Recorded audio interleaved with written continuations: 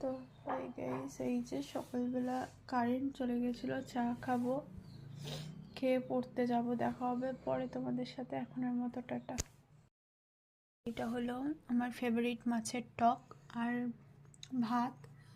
এটা হলো আলু পেঁপের তরকারি। এটা হলো চুনো মাছের চচ্চড়ি। ওটা হলো চুনো মাছের পাতুরি। যাই হোক, দেখা হবে পরে। এখন টাটা। হাই গাইস, ছিল শাক, মাছ। এটা হলো পাঙ্গাস মাছ, চুনো মাছের ভাজা। আর এটা হলো পাঙ্গাস মাছের ঝোল, টক, ডাল। আর এটা হলো চুনো মাছের চচ্চড়ি। দেখা হবে পরে। এখনের মতো টাটা। তো হয়ে গেছে, রাতে ছিল ভাত, ওই টক, পাঙ্গাস মাছ, বেগুন ভাজা, মাছের চচ্চড়ি আর ডাল। দেখা হবে নেক্সট মিনি ব্লগে। আজকের মতো টাটা।